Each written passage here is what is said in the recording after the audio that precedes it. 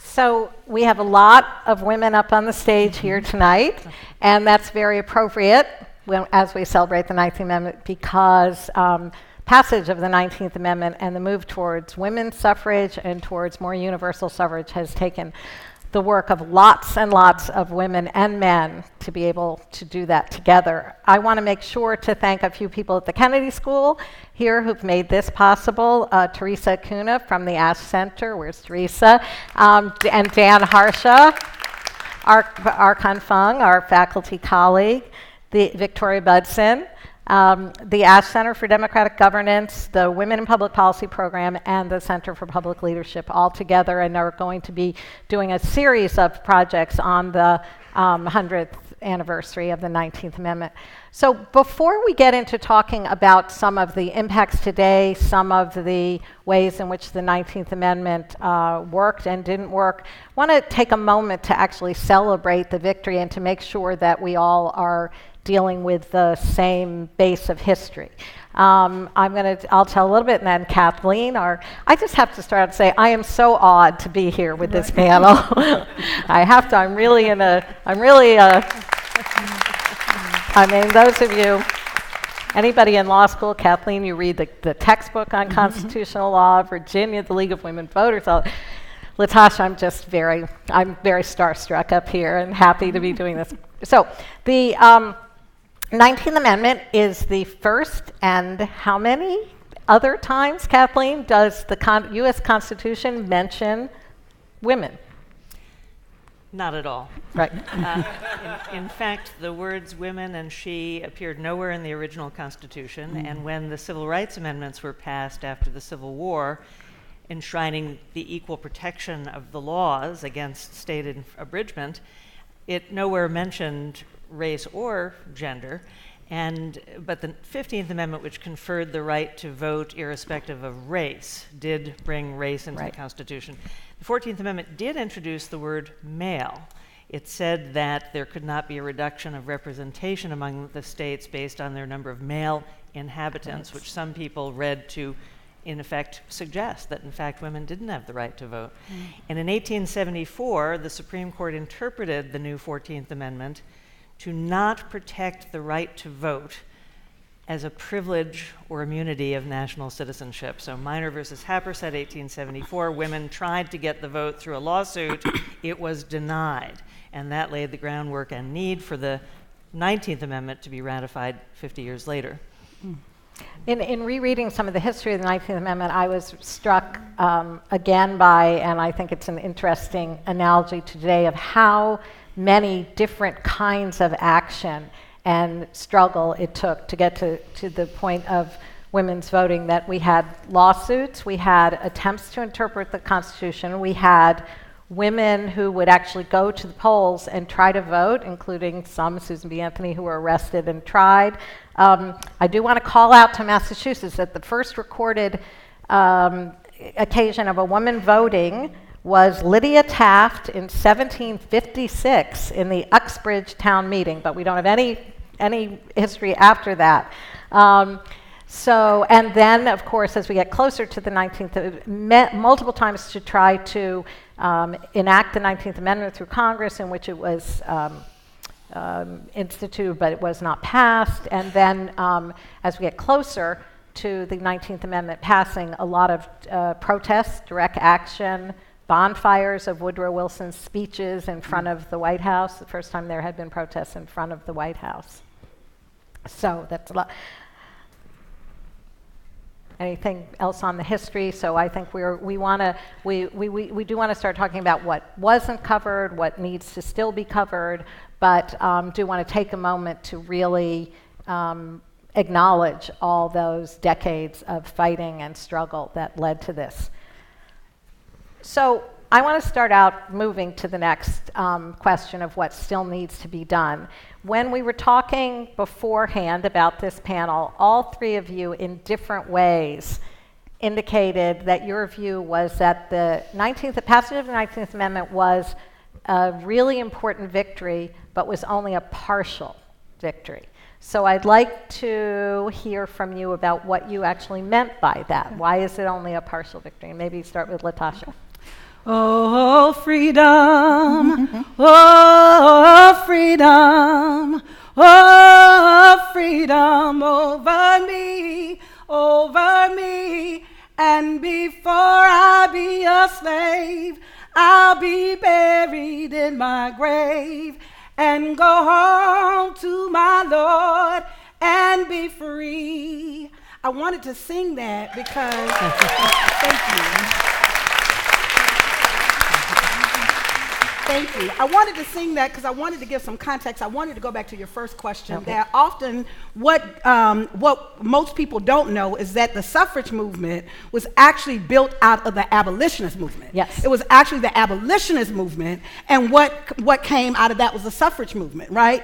And so oftentimes, even in the history of the suffrage movement, there were black women who were instrumental in the suffrage movement that are often unnoticed, and they're marginalized in the history of what happened in the suffrage movement. We can go from Sojourner Truth and the Ain't I a Woman speech. We can go to Mary Church Terrell. We can go to, there was a breadth of women, and black women in particular.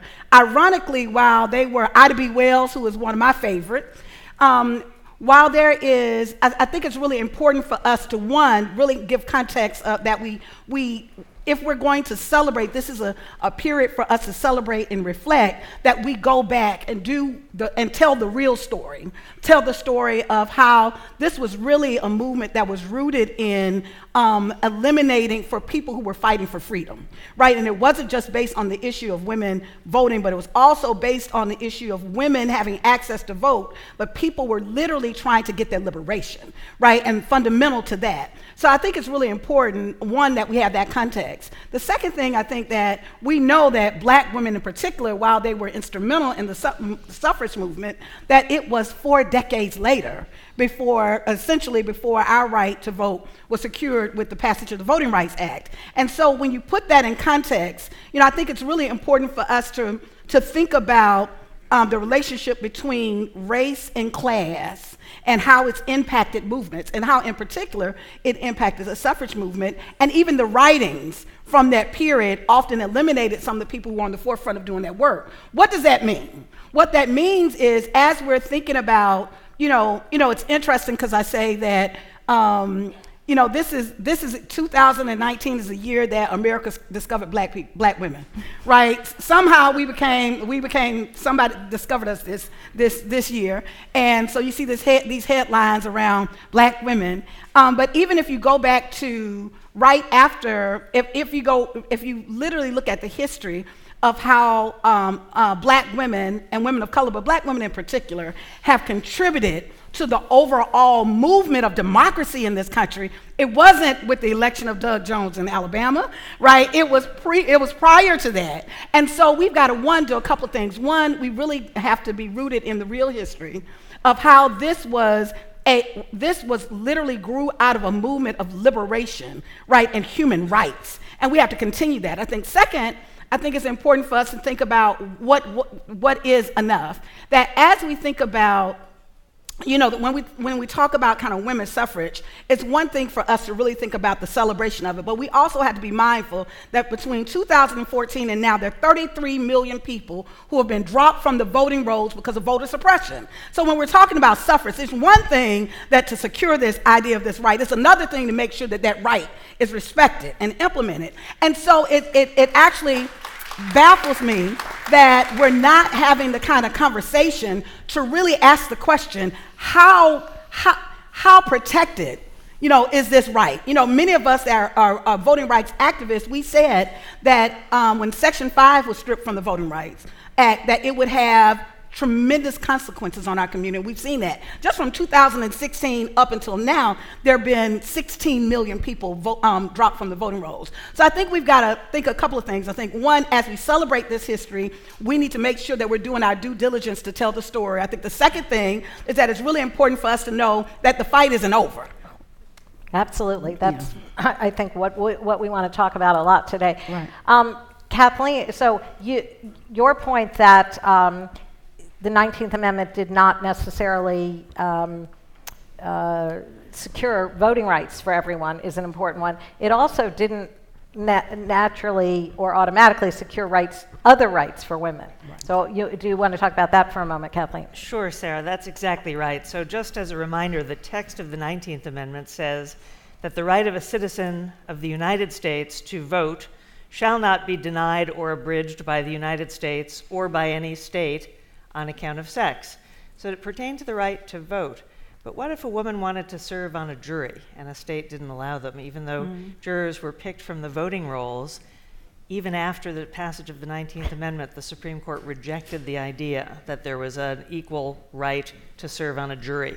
And similarly, the Supreme Court held that there was no protection by virtue of the 19th Amendment for women in a lot of other things. The Supreme Court famously said a woman didn't have a constitutional right to practice as a lawyer. She couldn't go to the bar. And then in the mid-20th century, the Supreme Court said a woman didn't have a right to be a bartender, so she couldn't go to the bar or the bar by virtue of the Constitution. So what was missing was the rest of the notion of protection of equal rights irrespective of gender.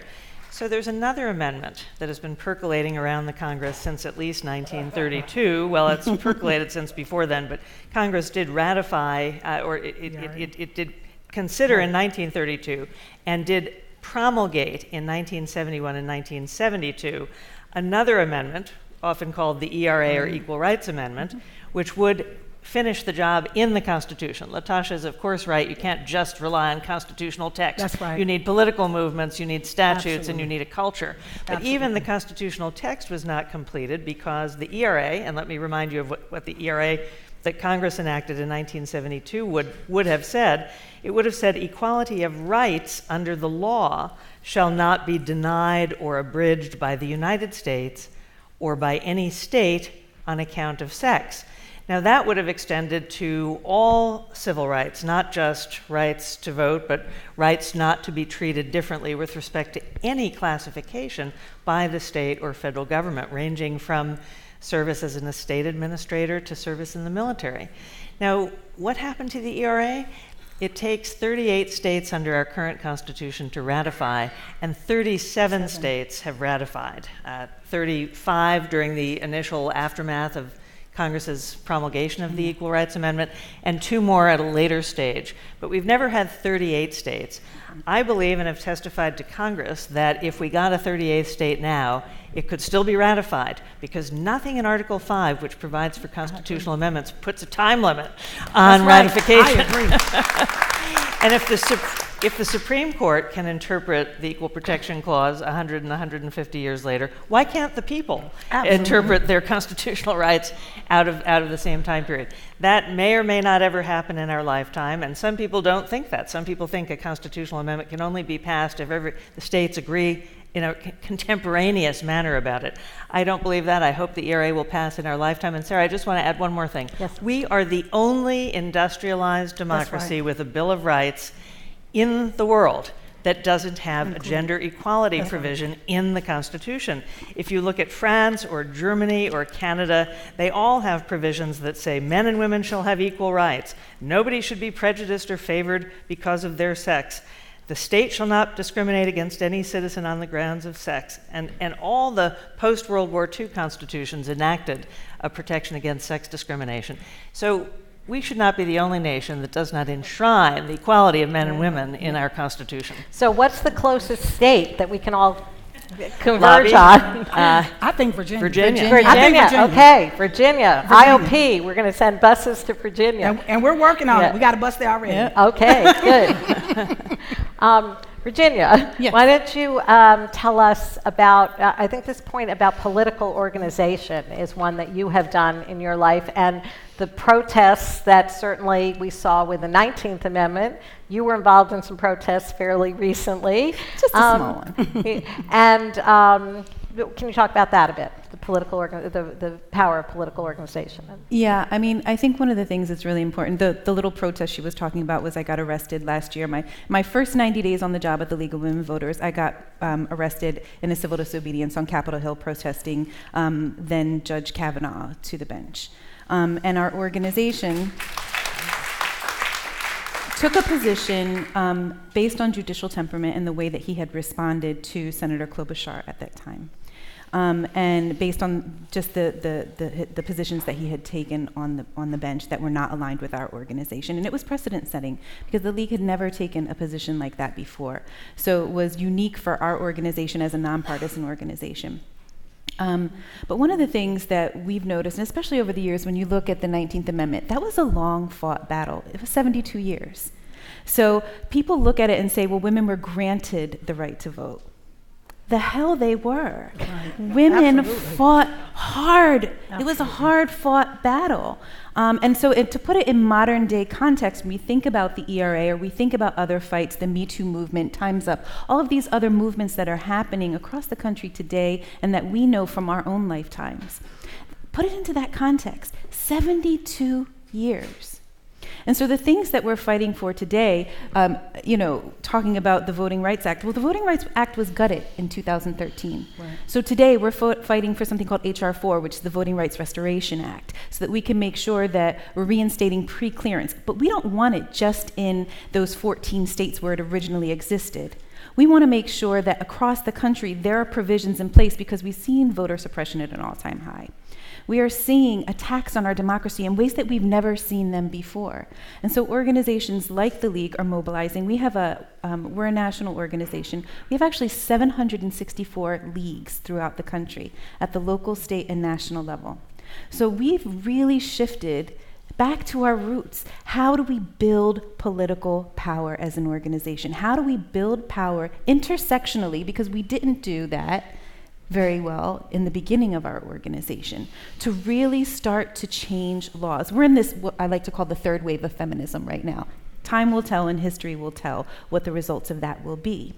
But we didn't get it right in the first and second waves. We didn't 100% get it right because we didn't look at this as something that in an intersectional way. And what I mean by that is all women weren't granted the same opportunities. And today I'd like to say also, gender non-binary and trans women as well, making sure that we are really inclusive because we haven't been able to see the full benefit of our movements because we've been like driving on the highway in separate cars, all going in the same direction, but not really working together to get there. So we're excited about that, really looking at it through a power building lens, not just advocacy, not just litigation, not just legislation, but building political power collectively. And so it's really important for us as an organization. And I think a lot of organizations are now realizing this. So there are more collaboratives, more opportunities for women to do that kind of cross-sector movement building. Because it's not just up to the responsibility of people in the voting rights space or in their democracy space. It's in across all kind of movements, so to speak. So if you're concerned about climate, if you're concerned about women's reproductive rights, if you're concerned about criminal justice reform, we're not going to be able to change any of these things until we have the right elected officials in place and people who are engaged in democracy in some kind of a meaningful way. So that actually segues into my next question, which is, in reading about the 19th Amendment, one of the things that is interesting, I think, in any movement is you can tell a lot about any movement or advocates by their enemies and their allies. And some of the enemies, some of the opponents of the 19th Amendment included mill owners, especially in the American South, because they were worried that women voters would target child labor, that would be something. Brewers and distillers, because of course the temperance movement was very connected, in addition to the abolitionist movement, the temperance movement rooted in the notion that domestic abuse of women is often caused by alcohol. And the New York Times in 1912 had an editorial that said we opposed women's suffrage because if we give women the vote, women will want to be policemen and firemen, they'll want to be soldiers and sailors, they will want to be elected officials and judges. And so that's another thing to celebrate in the 100 years. But some of the allies that the women's suffrage movement included, as LaTosha said, coming out of other movements for liberation, the abolitionist movement very strongly, but also organized labor, the AFL, farmers. and temperance organizations. So there was definitely some exclusion of allies and inclusion. So my question is, who do you think are the important allies now in these struggles, and how can we engage groups that, it builds a little bit on what you just said, Virginia, that are not necessarily engaged in this already? Maybe LaTosha, start with you. Okay. So I think I do want to, I think one of the failings of a lesson, what we didn't get from the women's suffrage movement is that we did not, that collectively, there was no realization that white supremacy and white patriarchy are one and the same. And so what actually happens is that we separated, even from the 19th Amendment, there was this separation that, and we know that even from Stanton and Susan B. Anthony had some racist beliefs, right? And so fundamentally there was this belief if white women are able to secure without seeing how intricately connected, that as long as white patriarchy is in place, that impacts all of us, and that there was this kind of this idea that in itself was enough, and it's not. And so I think that we really have to take a moment to really think about, when we're talking about democracy, what are we talking about? And how are we, who are allies, are those people who actually can fight against oppression in all of its forms, anti-black racism, right? That can look at literally some of the structural issues that we're dealing with and see, and see the difference. And I use this because racism has even been used as a vehicle, as a tool that unfortunately has led white women to vote against their own best interests. We see this in Alabama, in the Doug Jones, Roy Moore election, regardless of who you think should have won in that race. Here it is, a man who had been accused by white young women, right, who literally secured the majority of the white female vote. You see the same thing in terms of Brian Kemp in Georgia, who his policies are not pro-women, right? Yet he received the overwhelming majority of the white female vote. And I think it's really important that somehow that we've allowed for us not to have this conversation around race, how it comes out of white patriarchy, that to not have that conversation is not just that it's a hurting black people and people of color, it hurts all of us. And until we're able to kind of realize that literally in terms that our fates are intricately connected. And so I think it's really important that when we think about allies, we really think it's a larger question. And I don't know if I think of it as allyship as much as I think of it about fundamentally democracy. If the majority of people in America are women, the fact that we're even having a conversation about the ERA, we should have Virginia on lock right now. Like, the fact of the matter is, the fact that we're having this conversation, right, says something. So I think it's really critical for us to think about fundamentally, how are we going to secure democracy? And when we open up, when we're literally securing democracy for all, right, how it impacts that our own lives are connected in that. And so I think you're thinking about labor, but there's been paradigm shifts. The labor movement is distinctively different, and they're dealing with their own challenges right now, right? But they're a very powerful force, and even the labor movement has actually opened and been far more open in terms of building its relationships with community. I think that you're starting to see, I think there's a unique opportunity because of this political environment that we're in. Some people see this political environment as, oh God, we're all gonna die, right? I actually see it as an opposite. I actually see there is a tremendous opportunity for us to radically reimagine the kind of America that we deserve. And that if the majority of people in this country are women, then it is without question, right, that we should be represented in political offices, that we should be represented in leadership. And I think what has been the barrier for us to do this, and this is my opinion, has been our inability to honestly deal with race and how race continues to hold up patriarchy in this country. And until we have an honest conversation to really deal with it and address that, we will continue to keep coming to this conversation. And so I think not only I think it's labor, I think it's communities, but fundamentally, I do believe that there's a broader conversation around democracy and how do we deal with the oppression in its many forms that people are dealing with in America. Thank you. Yeah. Kathleen.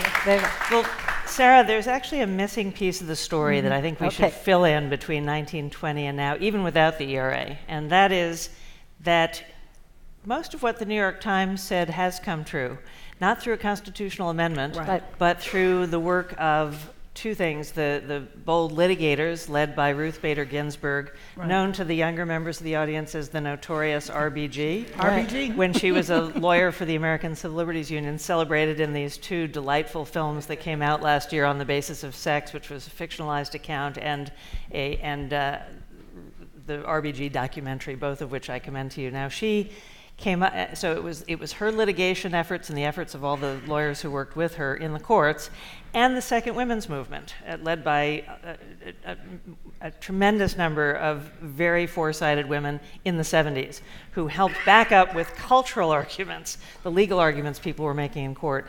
And so the court did come around to saying that as a matter of the equal protection of the law protected by the 14th Amendment, states and the federal government may not discriminate on the basis of sex. So formal legal equality was introduced through a series of cases, and many of them were brought on behalf of male litigants, because Justice Ginsburg's position was, we can't have it both ways, we have to decide how we want to have it.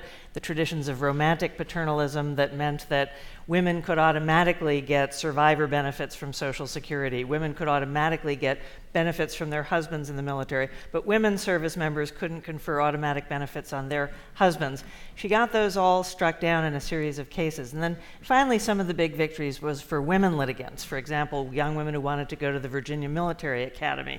Justice Ginsburg, as justice, wrote the decision saying that women couldn't be relegated to a supposedly separate but equal women's school, which wasn't equal at all. So these victories have come through court decisions in part, but wouldn't have happened without the social movement that backed it up. But I do think we have to add that, because the Equal Protection Clause does have in it a principle of women's equality that's been at least partially vindicated by the court. And the question is, can that energy be recaptured again today? Right. I do think that's a I'm sorry.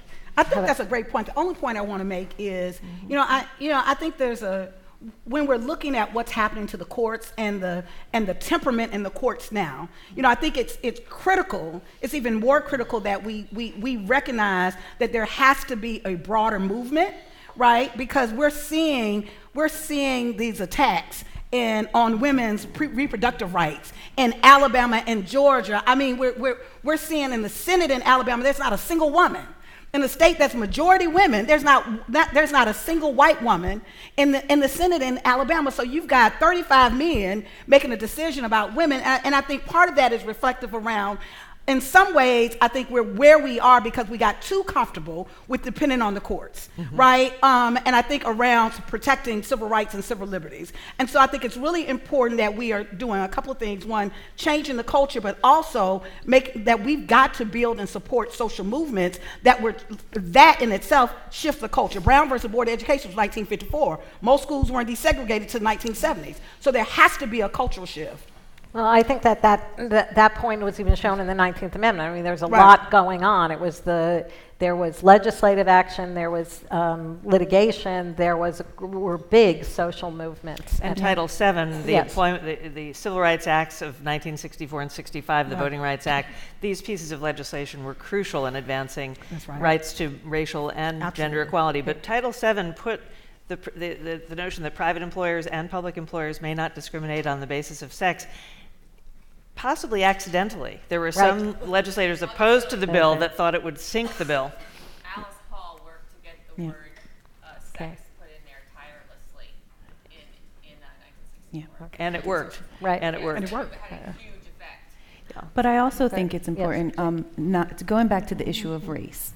And when we look at our Constitution as a whole, it was always intended for wealthy white men to have voting rights.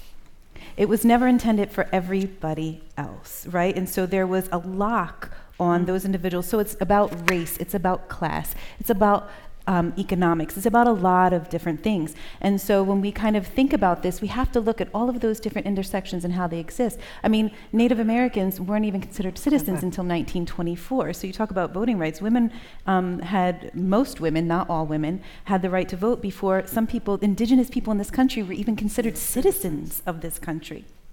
And I think the other thing that's important to note as we think about, how we move forward and as we talk about race, there is a real fear, I think, for some people, to talk about race. It's a scary thing because somehow they feel like it is an attack on who they are as human beings, that they have to defend, in some cases, white folks, their whiteness, right? You feel as though, white men today in America are like getting it left and right? It's white men. And it's not to say that all white men are bad. It's understanding the privilege with which you stand and being able to understand that you're able to navigate and access places and spaces that other people can't. And so we've had to do a lot of that internally at the League because we are a majority white women's organization. And so looking back at ourselves and doing that review, kind of that self-check, how do we navigate this country? How do we become good allies and partners with others? How do we look at this country in a different way so that we don't continue to repeat the mistakes? Because many women did not benefit and still are further behind. It's interesting, when the 19th Amendment was being passed, or we were in the final stages of it being passed, and there was a letter that was written by one of the founders of my own organization that guaranteed that white supremacy would be upheld in the South, because if white women were able to vote, they would outnumber black men and women. So it was intentional and strategic in many ways. And so we can't gloss over it and pretend that it doesn't exist. I think the thing is, how do we talk about it in a way that allows us to move forward in a productive way in this country right now today? We talk about the ERA, for example. Well, it's about pay equity, but it also is about race, right? Because we can't say we passed the ERA, all of a sudden this happens, but not all women. Latin Women's Equal Pay Day isn't until November 20th of this year. Think about that. November 20th, we haven't even reached Equal Pay Day for Latin women, Latinas in the United States. What a shame is that? And so we do have a lot of work to do with in this country, but it's, I think what makes me hopeful is the fact that there is an awareness that never really existed before. There's an opportunity to have these conversations that nobody wanted to have before, to say we can do better, we can move forward, and collectively organizing ourselves, like my sister right here, and being able to say we're going to do this together. And I think it's important to lift that up and acknowledge it and have it in the room as something that isn't just a byproduct of the 19th Amendment, but it's actually rooted very centrally in where we come to today in this country. Okay, I think we're going to open it up to the floor for questions. Now, there are two standalone microphones, and just to remind you what a question sounds like at the Kennedy School. You identify yourself, only one at a time, and it ends in a question mark. So please feel free. Anybody? We can keep talking forever, but we'd love to have you be involved in the conversation. Yes. Yeah, hi, my name's Luke. I'm a sophomore at the college. So in the wake of profoundly impactful youth movements and the extraordinary grassroots success of Amendment 4 in Florida in 2018 and other similar efforts, how can disenfranchised people realize and actualize their political power, not just for enfranchisement, but for social change, much in the breadth and history of the suffragettes? Thank you. So, someone want to reference Florida, in case people don't know. So Amendment 4 in Florida actually restored voting rights for formerly incarcerated people, formerly felons, 1.2 million people, 1.4 million people were eligible to get their voting rights restored. It's interesting because even in that context, what we don't talk about race in that context, and I'm very close with the organizers of it. When you look in that context, it's like, people were able to get in this love movement and move beyond race, but the truth of the matter is 900,000 of that 1.4 million were white people. But we've so racialized the face of felons, right, and they're incarcerated, that the idea was, it was all of these black people, when in essence, part of the reason why the Republicans did not fight against that is primarily because they benefited greatly, the greatest from it. So, I think what we can learn from that movement, though, which was a very grassroots-led movement by people who are most impacted, is that, part of what we're in right now is we're in a cultural war. right? The bottom line that we're in 2019, and we're still dealing with issues around, can we even pass anything that says women have equal rights in America, the most developed country? Just think about it. It's in some ways, we've normalized it so, right, that we're even comfortable with that. We're in 2019, and we're saying, do women have the right of their body? Like, men have the right to legislate for a woman's body. We're in 2019, and we have a president that has been accused by 26 different women, right, to have had sexual inappropriate behavior. There is no outrage, right? And what we do know is all around the world that women have always been the toys and the spoils of war in terms of how they're raped, how we're treated. And so ultimately, here we sit in the wealthiest country in the world, supposed to be, right, a democracy, yet what we don't see is we don't see the same fruits of that. And I think part of that is because I think there's a certain level of comfort in American exceptionalism that says, oh, we've got democracy, and and has made us become comfortable in this moment that we're literally not really looking at, how do we go forward? How do we take this radical reimagining of America and move that forward? And I think in order to do that, if we're in a cultural war, there has to be a cultural shift, right? And I think part of how that happens is it doesn't happen through the courts. It doesn't happen through legislation. It happens through people in organization. So we need more conversations like this. We need everybody to have a political home. We need organizations like the League. We need organizations that are leading this work. I'm raising that because I think it's really important that there's those who have always done this work because they were impacted.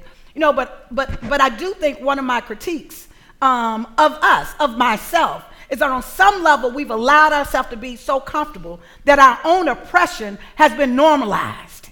And so that's why the majority of the country, and we think it's acceptable to not have the majority of offices.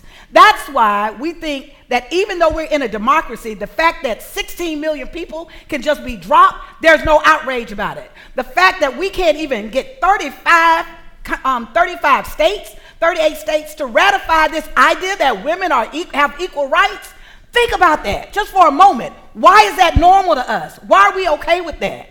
And so I think fundamentally it has to be a shift in terms of how we see ourselves in this prism of white patriarchy, and how on some level it's created some level of comfort for us, right? And so I think this is a real moment for us to be reflective around building the kind of movements, having the real kind of relationships that we're literally shifting everything we know around gender, we're shifting what we know about race, we're shifting on what we know around American democracy, and having an honest look at what does that really mean.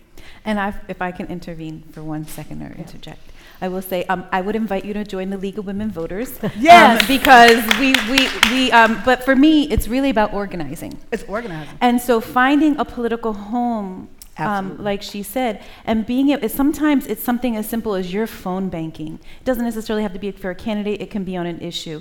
It's one action at a time, organizing yourself and other people, and finding that organization that you care about, that you're most aligned with, and finding out a way for you to engage. And no voice is too small. I think one of the things that we often feel individually as though we have no power, but I like to talk about the collective power of we. And there's something that happens when each one of us in this room might not feel very powerful, but when we come together, somehow you feel more emboldened to act. You feel like you have other people who are supporting you in this effort, who are like-minded. And so I would say, if you'd like to join the League, we do love having men in the League of Women Voters, but find an organization. And you look at, I think the perfect example today, when you look at young people in the climate movement, my God, like as somebody who's a middle-aged woman, I think to myself, these young people are amazing. They are incredible. The power, the climate strikes, what they're doing globally, all of this stuff. And I would love to see, right now in Chile, I think it's happening. Mass protests in the street, in Puerto Rico, in Hong Kong, and you see these mass movements and mobilizations. But it's always been just a small spark and that fire gets bigger and bigger and bigger. And so that's the one thing that I would say is organizing, connect into some place where you can do that community organizing, use your skills and talents in a way that is meaningful to you, and apply them to this work. And vote. Yep. And vote. Yeah, because let's remember, it's very important. The voting age was lowered nationally to 18 only in the 70s as a result of the compulsory draft, in the sense that you couldn't send young men, and it was principally men at the time, off to war at age 18, but deny people the right to vote until 21. So, and I remember vividly benefiting very soon thereafter from the right to vote at age 18. And young people who are great at organizing also have to remember to use their formal tools, not just their informal organizing tools, but their formal tools. We have one of the lowest rates in the world of voter turnout. Part of that is we hold votes on working days and school days. We don't hold the vote on a weekend like some countries. Some countries do it make on voting one day, compulsory. not only Well, one day. New York's going to experiment Yeah. next week, rolling out much more early voting as 30 other states have, so it may become more available. But I want to stress to the young people in the room, organizing is important and great, social media are great, but the formal exercise of the vote is a precious birthright, and you should use it. Absolutely. Yes. You know, I think that women should be leading just voting rights, the voting rights movement. Women should be leading the voting rights movement, right? When we work together, we win. We've shown that. And so, you know, I think it's really important for us to think of how critical the voices of women, you know, even what we saw in the Women's March and the Me Too movement, you know, and I also think we have to think about how we treat girls. Right, so you don't just grow up and you put water on you and then all of a sudden you're a woman, right? You know, there's a process of that. So I just think that it's really important that we recognize that and keeping girls in this process, in this conversation. And there's an article in the Times yesterday, about voter suppression of college students. Yep. You know, that some people don't want. My colleague Archon pointed out that how in our polarized nation, even the notion of voting, fundamental to democracy, has become polarized. Do you have a question? Yeah. Hi, my name's Alex. I'm a first year at the college. I'm just wondering, so we were talking about the Equal Rights Amendment and how it's kind of been percolating around for almost 100 years now, and it still hasn't been ratified. So what specific actions can be done to ratify it and finally, like, Besides our bus that we're chartering to Virginia. Right. Kathleen? Sure. you wanna Well, take that? there's an organization called the Equal Rights Amendment Coalition, which is a great organization to support, and going to the states that are potential turnover states, Virginia, perhaps Utah, but finding the states in which you can express your voice, perhaps with other student coalitions in those states, to support the ratification by the states of the ERA. Then there'll be a court fight, because there'll be people who say you can't ratify, the 38th state can't ratify 40 years after the earlier states, and then we'll figure it out. But, you know, conservatives like to say that they like to read the text of the Constitution, and the text of Article 5 does not put a time limit on ratification. And conservatives like to say they care about states' rights, but how can Congress set a deadline for the states to ratify? So I think there are some powerful ways to turn generally conservative textualism and states' rights, federalism arguments against the enemies of the ERA, but getting it ratified is the first step. So that's the thing you can do to help. One of the faculty member at the Kennedy School, Jane Mansbridge, wrote a book called Why We Lost the ERA. So that's, you've learned from that too. Sarah, there's someone up in the gallery. Oh, sorry, yes, please. Hi. Got the lights here. No worries. Thanks so much for being here. My name's Kiana. I'm a sophomore at the college. Ever since a few years ago when I first was sort of exposed to that famous quote by Audre Lorde, "The master's tools will never dismantle the master's house," it consistently comes up in my daily life and my classes. And my question is, to what extent do you think we should be working within systems of patriarchy, which are everywhere these days, from our daily lives to our most powerful institutions? And to what extent do you think we must heed Lorde's words and work and not use the master's tools to dismantle the master's house? And do you think that's even possible at this point? So I'll just say I love that quote, and I love Audre Lorde. She didn't say you're not to use the tools. Right. She said that's not what she said, right? And she said that those tools will not dismantle. I raised that because she was also a professor. She also worked within the system herself. And so I think it's really important for us to think about think about if somebody breaks in your house. If somebody breaks in your house to attack your family, you're going to use everything available to protect yourself. I think that's the way we have to approach it. We have to use all that is available for us. That means the courts. That means the legislative branches, right? But recognizing their limitations and recognizing that that in itself will not necessarily lead to liberation, right? But also recognizing that there's always been kind of this balance between social movements, this inside and outside strategy, right? And there's always been these moments that when there's this particular alignment that you see things shift, right? But particularly when you shift the culture. You know, I'd love to say that they had this big tea party here at one point, I heard, that led to the creation of a whole nother nation, right?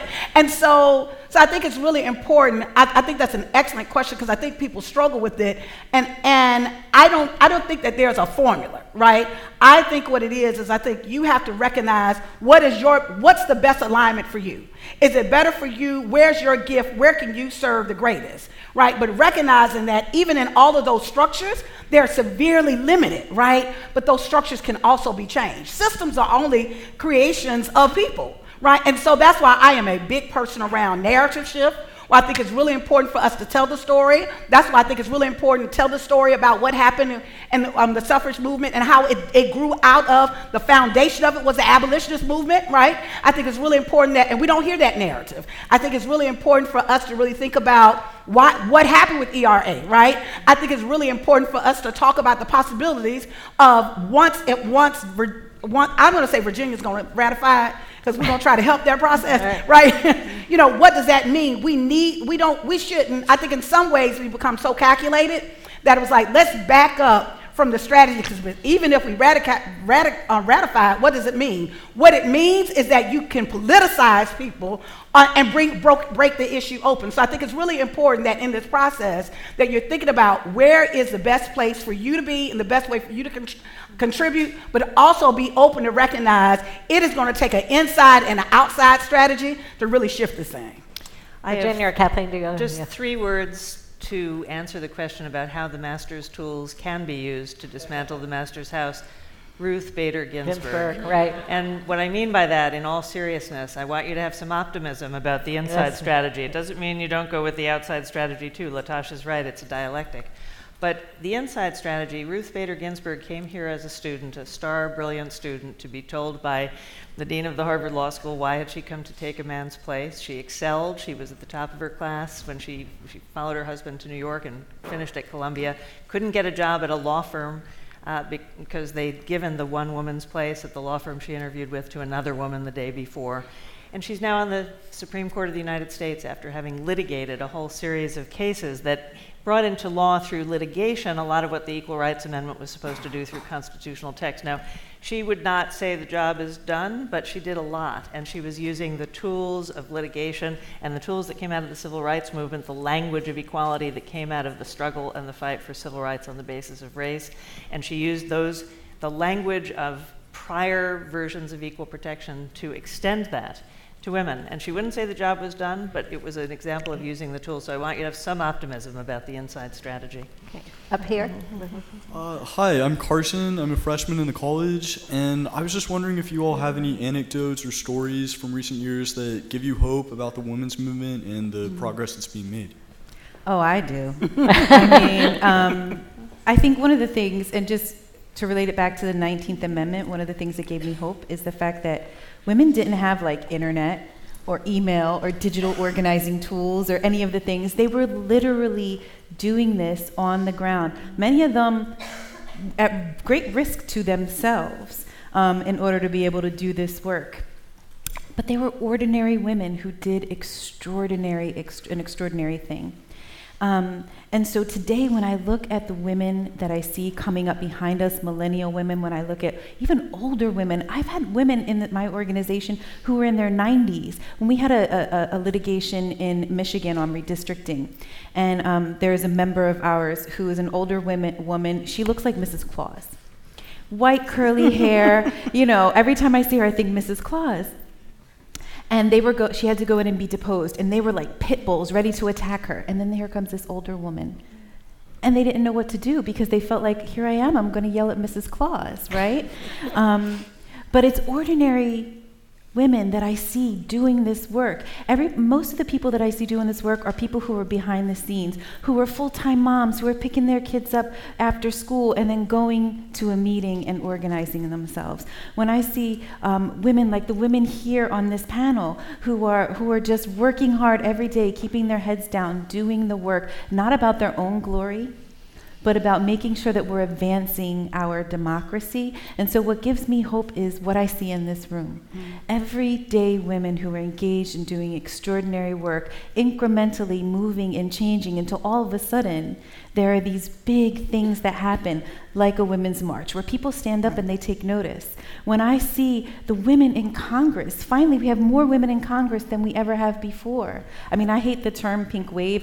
People who know me know that, because I think it's like really like Barbie's riding around on a magical unicorn. I like pink, but the idea of a pink unicorn, I just think of like Barbies on unicorns. Like somehow it just magically happened. Again, because that it's not women who are working really hard and fought really hard-fought campaigns. But when I see with women today, what I see, it is so heartwarming for me. I remember hearing stories from my mom. She couldn't have a credit card in her name.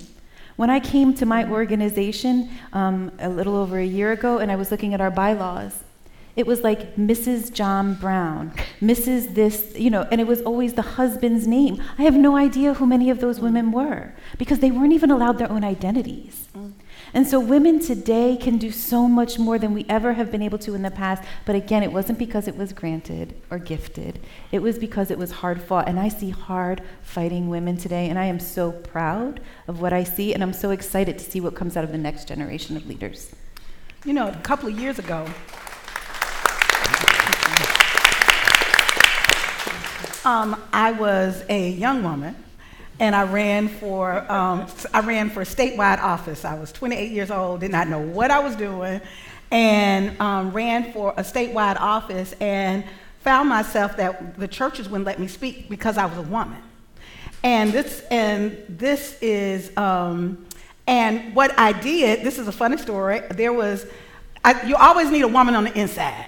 So there was in the governor's office, I had a friend who the governor was running for office at the same time. And so I had a friend that worked in this office, and she kind of borrowed his schedule and shared the borrowed schedule with me.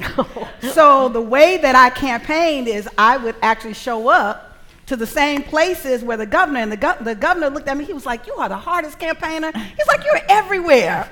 And that was my way of maneuvering. I think that there's a certain level of creativity. I literally would go to churches and they would not let me, they would not let me speak, except when I would show up with the governor, because the people at the churches thought that the governor was endorsing me. He wasn't, and he thought that the people had endorsed me, so everybody was nice to me, right? And so I would get up and speak. And so I say that story because I think that there's a certain level of creativity that women have found ways that we work around and we move around things that has been gives me a lot of hope. The level of our kind of creativity and ingenuity of making things happen. There's a certain kind of sisterhood, there's a certain kind of way that I think we support each other that has actually been of our advantage, even in systems that have been very oppressive to us. I think we have time for one more question, and then we'll have to stop. I think yes, you were here. Hi, y'all. I'm Elizabeth. I'm a local middle school teacher, and I teach at an all-girls school. And our focus this year has been on the fight for the 19th Amendment and its historical implications and its present-day applicability. I'm wondering, the girls that I teach are powerful young women, and I want to share everything with them. And we talk often about the racial implications and the racial link and the link to the abolitionist movement in particular. But I'm wondering if you could distill maybe one or two things that you would hope that these 10 through 13-year-old girls would hear about the 19th Amendment for me. I can start with that one. First is that the history books were written by men, and for the most part, so you're not going to get the full story. So I think it's important to be able to go and look at for yourself. There's so much information online now that exists to really find out the true story of the 19th Amendment. The other thing I would say for young women today is not to be fearful of their own power. I go back to the idea of power and power building, but finding those heroines from the past that they connect to and using that to inspire their work as they move forward and they think about who they want to become, I think is something that's really important. Other people? That's so beautiful, it's hard to top. I think the other thing to take from it is the value of the right that was achieved and the importance of exercising it and trying to extend that power into the rest of their lives through the other forms of equality that women now have. And I strongly agree with Virginia's point that young women have a kind of opportunity today that has just never been had before. For all the road that still lies ahead, there's a great deal that has been won through the hard efforts of the suffragists and other members of women's movements from then to the present and beyond. So to be proud of those accomplishments, but to run with them into the future.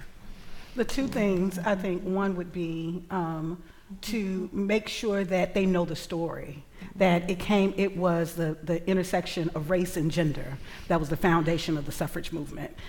Two, that they also recognize women who oftentimes were left out of history, like Ida B. Wells and others. We know of her, some of her work, right? But many of them don't know of some of the other women, from Mary Church Terrell, others that were a part of the movement, that there were women of color, there were black women in particular, who were at the forefront of that movement that were often omitted out of history.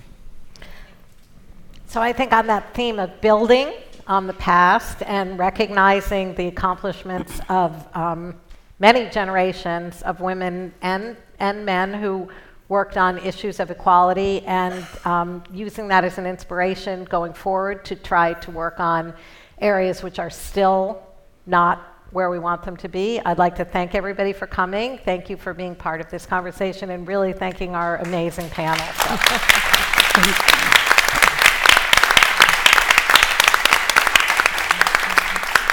Thank you. Thank you.